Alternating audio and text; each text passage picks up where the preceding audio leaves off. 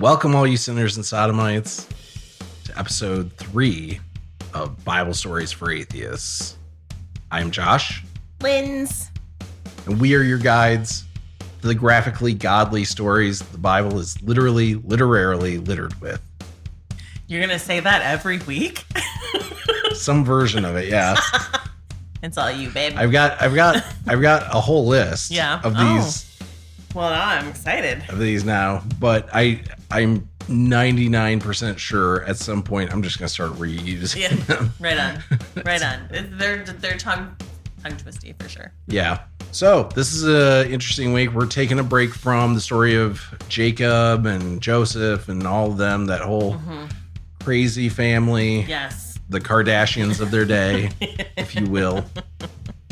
We're taking a break from them, and we're jumping forward in time to Numbers 22. Right. Balaam and his donkey.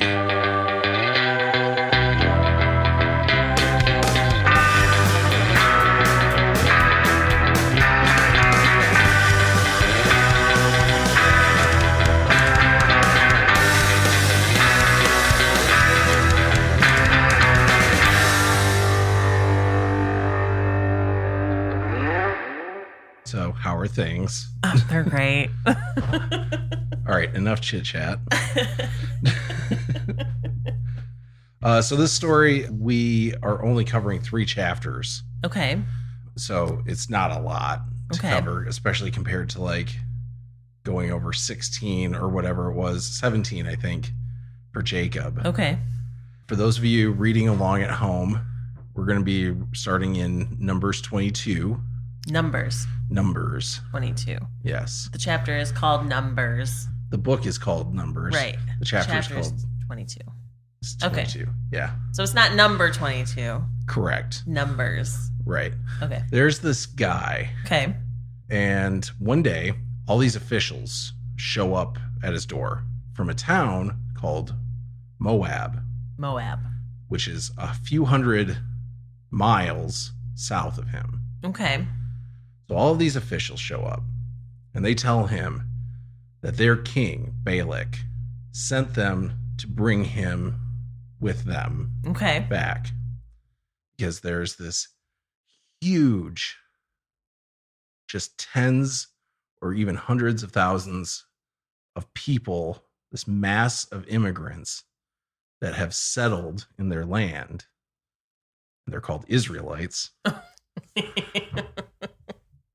And they've wiped out a few cities. They've wiped them out? They've wiped out cities already. How do you wipe out a city? We'll get to that in a future episode. Okay. Not that they are specific in the Bible, right? With how they got wiped out. But picturing, you know how in cartoons when they show termites like eating through wood, and it's always very fast, and like they start on a house and then they start eating it, and then the house is gone. Right. By the end of the commercial. Yeah. That's what I was picturing.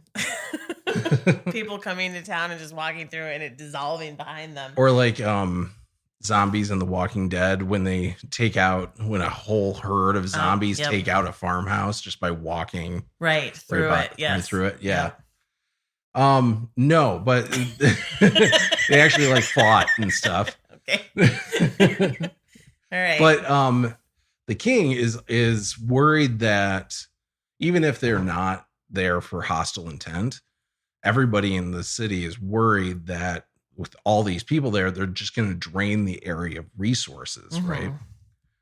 So, and the king knows that these Israelites have a God.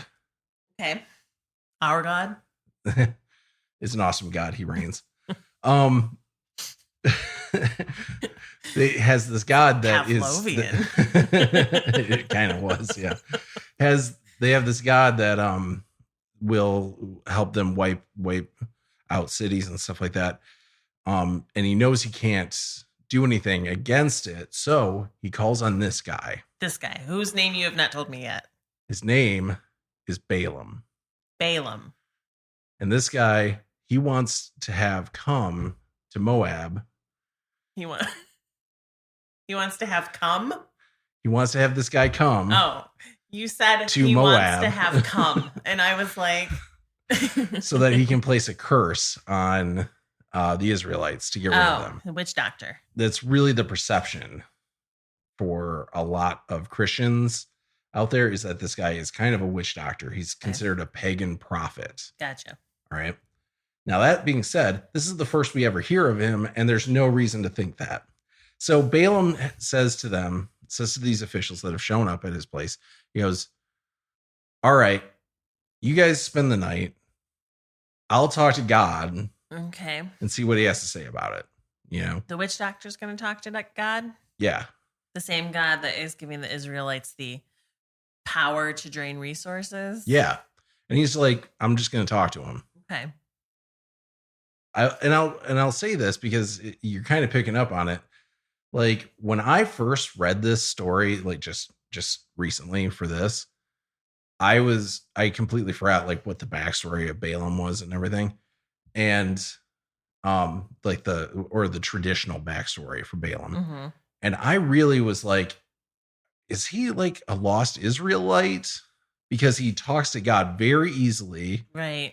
And he seems to have a reverence for God, even. But there's this whole story. Yeah, but there's this whole story about him.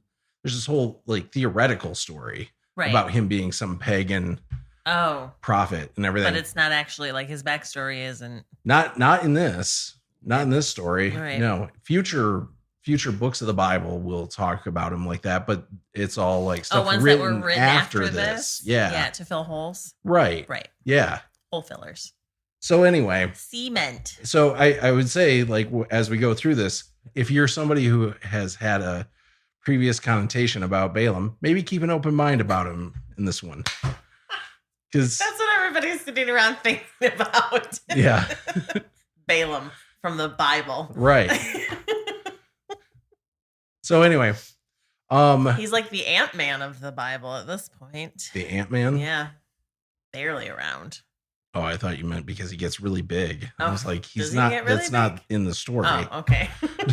Nope, not what I meant. So anyway, so he tells these officials to stay the night. He's going to talk to God. So he goes and talks to God. God asks him, who are these men who are with you? And Balaam fills him in. Okay. You would think God would know. Right. But Balaam fills him in. He's an all-knowing, all-seeing. Right. All-powerful genie of the lamp. Right. Yeah.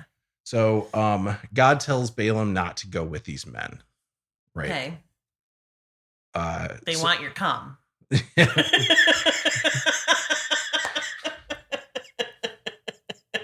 If the Bible said that shit, I would 100% read it. Right.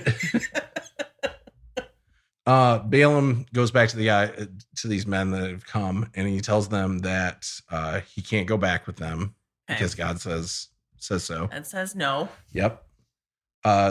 So they leave and go back to hundreds of miles. They go back to Moab and tell Balak, dude says no. And Balak's like, let's send more men. Let's send more dignified men with a promise of a bigger reward for him if he comes back and curses these people. And then this is where the meat of the story kicks in. Ooh. So I'm going to start reading from the actual verse. Okay. This is Numbers 22, starting at verse 18. But Balaam answered them. Oh, by the way, they came back. Just to be clear, they got there. Balaam says, even if Balak gave me all of the silver and gold in his palace, I could not do anything, great or small, to go beyond the command of the Lord my God. Now, spend the night here so that I can find out what else the Lord will tell me. That night, God came to Balaam and said, since these men have come to summon you, go with them. But do only what I tell you. Balaam got up in the morning, saddled his donkey, and went with the Moabite officials. But God was very angry when he went. And the angel of the Lord stood in the road to oppose him. But he told him to go. Yeah. And then he was angry that it's a ruse. Right. Yeah. Yeah. Or God's fucked up. Or he doesn't exist. Or which is the likely of the three. There's a few options there, yeah. But okay. So he says, hey, it's cool, go with them, but we're gonna do like a Cyrano de Bergerac sort of thing, right? Where I tell you what to do and you just say it. Right. Yeah. Yep. Exactly. So he's like, cool. I'm gonna do that. I'm gonna go. And then he's like, all right, I'm going. And God's like, no. Right. I'm gonna send an angel to stop you. Right. Yeah. What angel? Just a rando angel, or is it says the angel of the Lord? What's funny is the angel of the Lord. it really there's I'm sure a lot of theology out there around this, but it's very common in the Bible for them to just say the angel of the Lord as if there's only one. And sometimes when it's the angel of the Lord, it's actually the Lord too. Sometimes he used the angel as a conduit, or something. Telecom. Yeah. The angel of the Lord is actually just a telecom.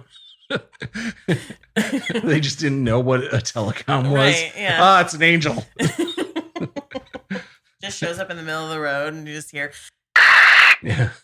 Hey guys, how about chill out? I'm sorry, God. I can't hear you very well. Oh, sorry. I'm going through a tunnel. All right. So, but God was very angry when he went, and the angel of the Lord stood in the road to oppose him. Balaam was riding his donkey, and his two servants were with him. When the donkey saw the angel of the Lord standing in the road with a drawn sword in his hand, it turned off the road into a field. Balaam beat it to get it back on the road. Beat the donkey. Right. Just to be clear. Beat his ass. Yeah. Didn't want you to think he was jerking off or something. I mean, I wasn't going to take it there. Why would you think that? Then the angel of the Lord stood in a narrow path through the vineyards with the walls on both sides. When the donkey saw the angel of the Lord, it pressed close to the wall, crushing Balaam's foot against it. So he beat the donkey again. Beating his ass. Yeah. Then the angel of the Lord moved on ahead and stood in a narrow place where there was no room to turn, either to the right or to the left. When the donkey saw the angel of the Lord, it laid down under Balaam. And he was angry, and he beat it with a staff. Then the Lord opened the donkey's mouth. Oh my God, this is like Doom Patrol. It's hilarious. I totally never put that together, but yeah. It's all I can picture now. Right. Anyway, that's probably not even where you're going, but that's the first thing that And it said to Balaam, what have I done to you to make you beat me these 3 times? So the donkey's talking. Yeah. Balaam answered the donkey. Well, the donkey's not talking. God is talking through the donkey. That's exactly what Christians say. I mean, like, seriously, I've been looking up explanations for the story, and that's what they say. I mean, there's no explanation for the story. No. But that's what it's supposed to be. Right. So Balaam answered the donkey, you have made a fool of me. Oh, wait. He actually thinks the donkey's talking? Yeah. That's the crazy part. What's really funny, though, is like, why isn't he just like, oh, God, what's wrong with me? Donkeys don't talk. God? Oh, God. Oh, no, it is God. Oh, hey, God. Right. My bad. So Balaam answered the donkey, you have made a fool of me. If only I had a sword in my hand, I would kill you right now. The donkey said to Balaam, am I not your own donkey, which you have always ridden to this day? Have I been in the habit of doing this to you? No, he said. Then the Lord opened Balaam's eyes, and he saw the angel of the Lord standing in the road with his sword drawn. So he bowed low and fell face down.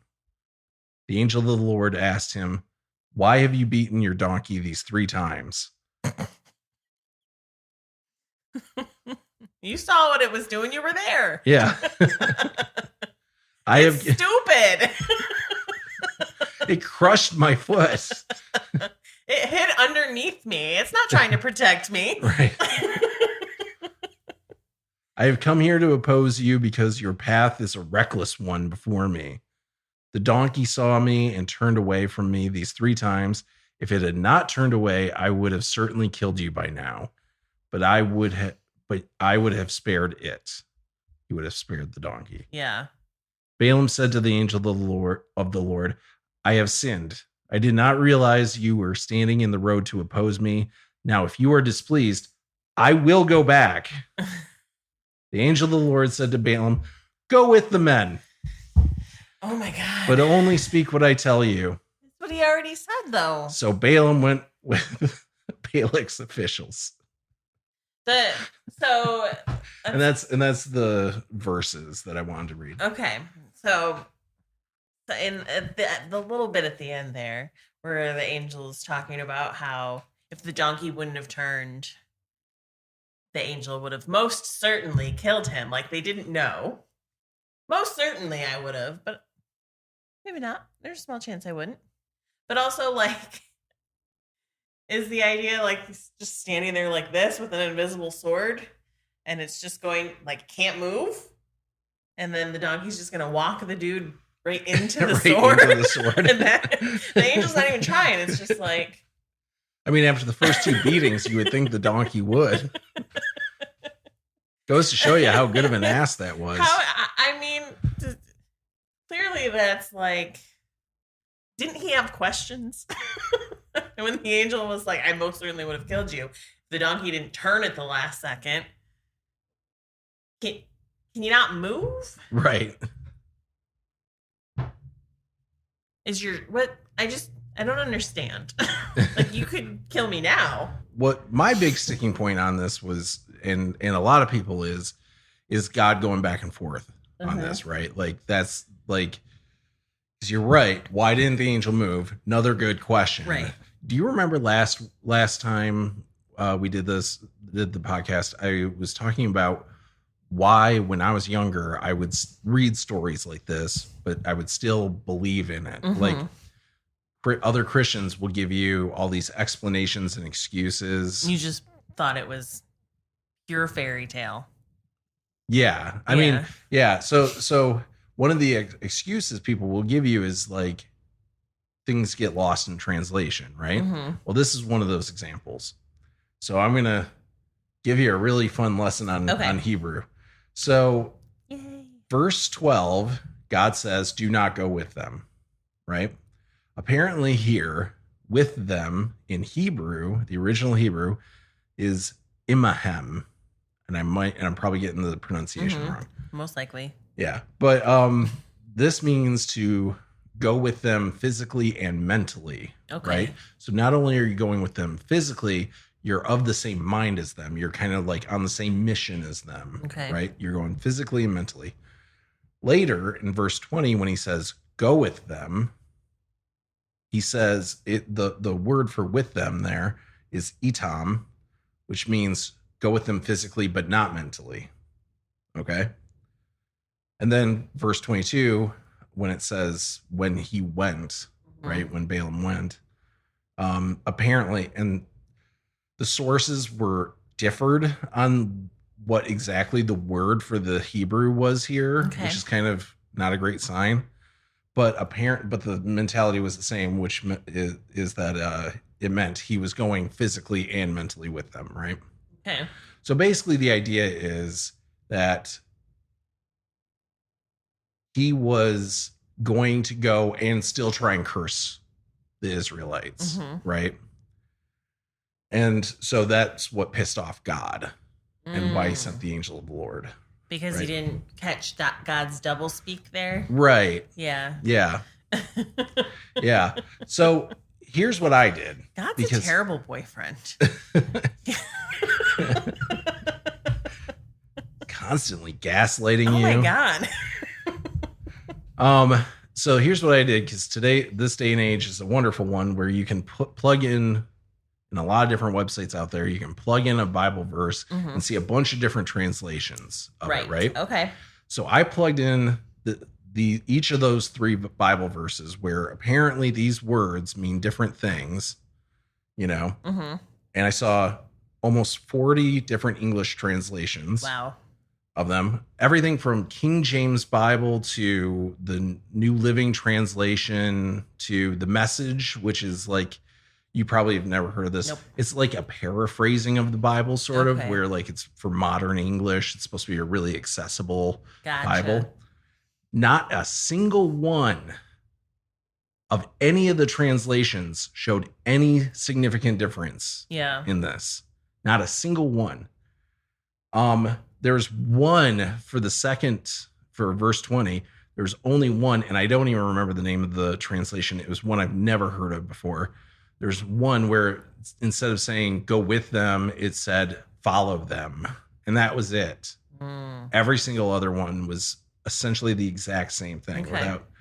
So either all of these people who have done all of these different translations over all of these years, and a lot of these are done by committee, these translations, they're either all completely inept or this explanation is bullshit. Well, I mean, or it could be both, I guess. But no, I mean, it's more likely that it's bullshit. Obviously, it could be. It could also be. It could be right. It could be the right explanation, but it also doesn't mean that the story's true either. Well, no, obviously, the whole thing is it's a ridiculous story, no matter what. Yeah, and that's kind of where I landed on it was. It's like I just don't care. Like I went down this rabbit hole of this and I was like, I really don't care, because at the end of the day, you're still like, you run into this one problem of why is God going back on what he said? Right. And the explanation for that is, well, Balaam had decided what he wanted to do. He should not have had the gall to ask God twice to whether or not he could go. So God was basically saying, you're going to do it anyway. And I'm not going to stop you just because, I'm not going to stop you from doing what you want to do. Right. Even though he does try to stop him from what he wants to do. Yeah. I obviously don't believe that there's an all-powerful being running this world. Yeah. But I would like to think that if he was, even back then, he didn't have the time like micromanage everybody's actions. Right. You would think, right? I mean, that's a lot of work. Seems like it. If I were an actual being that controlled other people, it would be like Sims, right? There's 2 ways you can play Sims. Yeah. You can micromanage every moment of your Sims lives, and the people who do that spend hours in front of their computer. Or you can just set them and let them go until they die. Right. And the Bible can't decide which version of God that is. Right. Yeah. He goes from being the set them and forget them to the, oh no, you don't. I'm going to use this donkey to talk to you. Right. And then about 2,000 years ago, he really went hard to the set it and forget it method. Yep. He gave up. Right. He killed his only son. Yeah. Supposedly. His only son. So yeah, I kind of just landed on, these are really half-ass excuses for a really badly written story about a talking donkey. The rest of the story of Balaam, it's all kind of downhill from there, but Balak hears that Balaam is on his way, so he rides out to meet him. He's like, hey man, I told you it was urgent to get out here. Why didn't you come? And Balaam's like, hey man, God, I'm here now, aren't I? Besides, I can't just say whatever I want. I can only say what God puts in my mouth. There's a lot of putting stuff in people's mouths in this. Yeah. So they make some sacrifices. Okay. And then the next morning they go up on this hill or a mountain or something like that. Did they say what sort of sacrifice? Do they make like actual living animal sacrifices and shit? Oh yeah. I can't remember off the top of my head what the sacrifice. I didn't make a note of it. I can't remember what the sacrifices were that they made that night, but they make some more. Okay. Balaam tells them, so they go up on this hill or this mountain, and they're overlooking the outskirts of the Israelite camp, right? The refugee camp. Right. Yeah. Balaam tells them to go build 7 altars in the area and get 7 bulls and 7 rams. And they build them and they sacrifice the bulls and the rams at each of the 7 altars. Then Balaam says he'll see what God wants to do, basically. Kill he goes all these off, animals, and then I'm going to make a phone call. Yeah. And then he goes off and he has a conversation with God. Another conversation. I thought God was telling him what to say. Right. Wasn't he just there? Well, he's going to. Yeah. So Numbers 23, verse 4, God met with him and Balaam said, I've prepared 7 altars, and on each altar I've offered a bull and a ram. The Lord put a word in Balaam's mouth and said, go back to Balak and give him this word. So Balaam goes back to Balak and basically says, you brought me out here to curse these people, but God doesn't want them cursed. Long story short, Balaam blesses the Israelites. Okay. And then verse 11, Balak said to Balaam, what have you done to me? Which I made a note of because this seems to be a recurring phrase. Yeah. Powerful men always like to blame other people for their problems. Yeah. I brought you to curse my enemies, but you have done nothing but bless them. So Balaam's like, hey, man. Hey, man. I told you. I told you.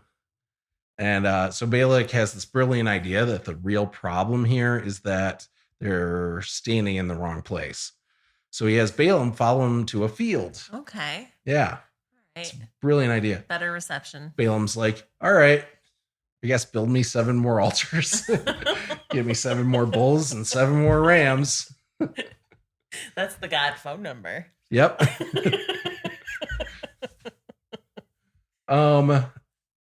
So Balaam opens wide to take another word from the Lord. And he ends up blessing the Israelites again, right? Right. Then Balak goes back to the drawing board, Does some careful considering and realizes they're in the wrong spot. You go like the mountains or something. Yeah. Well, they were already in the mountains, so okay. But I think he went back to the mountain. It's really hard to tell where they're going. So they move again, 7 more altars, 7 more bulls, 7 more rams. And you'll never guess what happens. Blesses the Israelites. He blesses the Israelites, and Balak's like, fuck it, I'm done. GTFO. So Balaam prophesies then that the Israelites going to basically wipe out everybody. And then he just goes home. Just kill all the people in the city? Not just the city. Everywhere. Like everybody in the area, like their city, other cities in the area. Why would they do that? I don't know. I think the big driving force behind them wiping out cities is basically like all of these different cities are pagan. They're all pagan. Like, that's just the catch-all religion for all these. They're all worshiping these different gods and stuff like that. And God gets jealous because, Yes. If he's God, wouldn't he know that there's actually not other gods? So worshiping them shouldn't make him furious. Just think that they're stupid. Right. You would think. But my guess is it's because he knows there's other gods. And it's actually like this crazy god competition. Yeah. So he gets jealous when people don't follow him. Right. Right. So that's just proof that there's a lot of gods. Right. God is clearly not a monotheist. Right. Exactly. And that's the story of Balaam. That is the entirety of the story of Balaam. And yet it ends like that's where it ends. That's where it ends. Never to be heard from again. Nope. And it just goes on to another story after that. Okay. Of the Israelites doing other stuff. he does get referenced throughout the Bible several times, including in the New Testament. And it's always people talking shit about him because he's like a deceiver and all that kind of stuff. But really, like I said, as I was reading through this, I kept thinking like he really does sound like he actually believes in this God and everything, and he has some reverence for him. And I don't know, maybe if you read it in the original Hebrew, there's some nuance to it that isn't coming through, but I just think it's really interesting that they set this character up, and because it was such a poorly written story, they have to keep tearing this guy down to justify the entire notion of, well, he was gonna try and curse them. Right. So therefore everything makes sense. Yes. Therefore it makes sense for God to talk through a donkey. Right. Or to open the mouth of the donkey. Or to ask for like 21 bulls and rams to be murdered. Yeah. Well, God didn't even ask for it. Like, that's just what Balak... clearly that's how you get to him. Apparently it worked. Yeah, that's true. Or is it circumstantial? Is God showing up every time and going like, you gotta stop doing that. I don't need it. Yeah. You can just call. I made those things. You know how long it takes to make a bull? And you keep killing them. Stop it. Sure, but while I've got you here, my cat's being a little weird lately. Can you take a look at him? Fine. Oh, God damn it, Abraham. Why don't you just go kill your son? That'll be another story in the future. So, yeah, that's the story of Balaam and the talking donkey. Wow. Yeah. I have to say, I got to give it up to the modern storytellers on the donkey as a portal. Oh, with Doom Patrol. Yeah. Doom and Shrek. Patrol. Doom Patrol. Did they do that in Shrek? Was donkey? Was he a port? Oh, he was talking. Yeah, he was a talking donkey. But he was less of a talking donkey and more of a holster. Holster? For God, right? Oh, I thought you were talking about Donkey from Shrek. He's more of a holster for Shrek's cock? No, that's not what I meant at all. Oh, okay. Let's not degrade Shrek here. Right. It was written beloved, well. Yeah. It was written really beloved story. Yeah. One other interesting thing about this, too, is this is the only other time an animal talks in the Bible besides the snake in the Garden of Eden. Yeah. And the snake is just like, eat me. I don't think like it's holding up the apple, making it move. I like how the snake is turned into the gingerbread man from Shrek. Eat me. No, like the snake's holding up the apple and making it talk. Yeah. The talking snake is using ventriloquism. Well, that's just ridiculous. Oh, the Bible's fun. Yeah. If you don't believe it, I guess. Right. If you do, then it's a lot less fun. It's terrifying. Which is weird. It's really That's terrifying. So weird. You'd think it would be fun for the people who follow it, but I think we're getting more fun out of it than right. Yeah. They are, unfortunately. Yeah. Yeah. It's a lot better when you realize, okay, this being's not going to send me to hell. Right. You know? Yeah, for sure. For sure. And I'm not going to be left behind. Right. For Cameron. Because Earth, in that story, Earth is hell, right? No. Hell comes to Earth? No, it's... Is it purgatory? No, that's Lost. God damn it, Cameron. No, it's the so the idea behind Left Behind is... sinners get left behind. Well, right? Yeah, the sinners get left behind. All of the Christians, right. And only the Christians of course. Go to heaven. Sure. And then there's 7 years of Tribulation is what it's called. Oh, that's the next movie. Yeah. I think it was, yeah. Yeah. And then, so there's 7 years of tribulation and then the end of the world. Okay. I think that was the third movie. Probably. Yeah. I don't know, like, if they did. I watched the first one. Yeah, they did a second one. I know, and I think they did a third one. I don't know if they did all of them because, like, you know, it's a book series, right? So I don't know if they went through each book or what. But I'm pretty sure the second one was called Tribulation. Yeah, it might have been. Yeah. No, I'm pretty sure it was. Okay, I believe you. Just from video store years. Yeah. Like it's seared into my memory because that it as much as I would never ever watch it, even as a joke. It was one of the most popular movies. Yeah. Well, it's pretty good. Yeah. Sure it is. No, I'm sure it's a dog feature shit. of cinematography that the whole world is missing out on. Yeah. Yeah. No, even God would be like, oh, fuck this. Cameron. Yeah. I tried to make him funny and he ruined it. I tried to make him like Michael J. Fox, but he just ended up put him like in America Cameron. instead of Canada. That was the problem. Yeah. Put him in the wrong spot.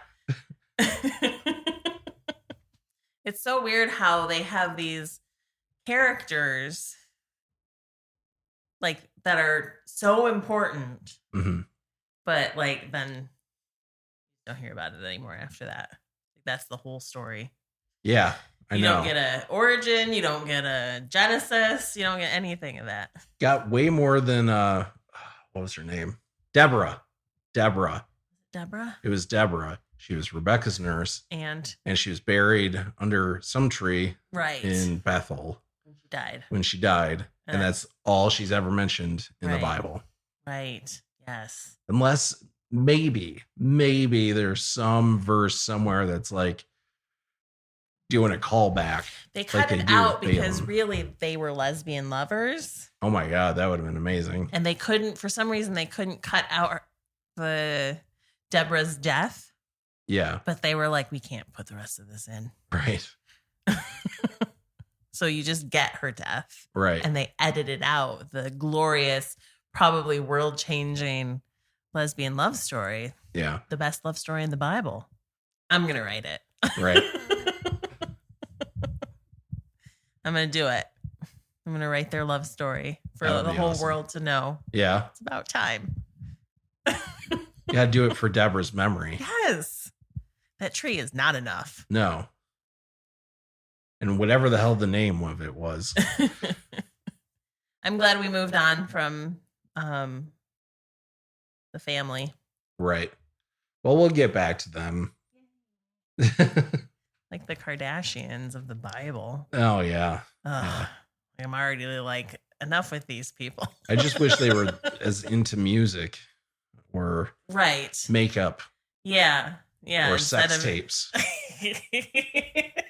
Instead of just telling people that your wife is your sister. Right. Like that's their thing. Yeah. Yeah. Or having your wife be your sister. Right. Also, Kardashian's got to be, I guess. My I'm sorry. This is the one and only time I'm going to say it ever. Sorry, Kardashians. I guess I was wrong.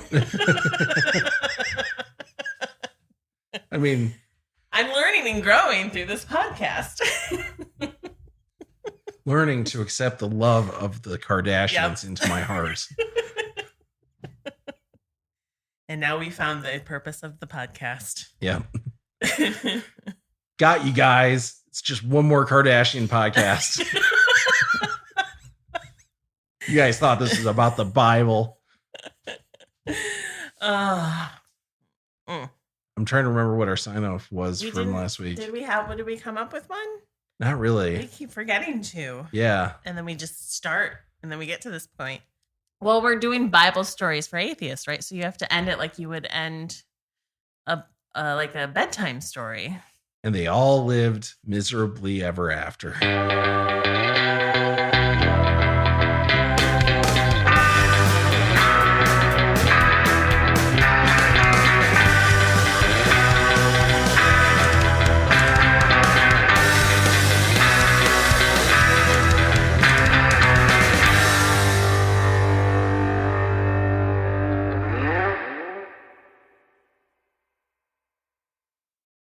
Have a week.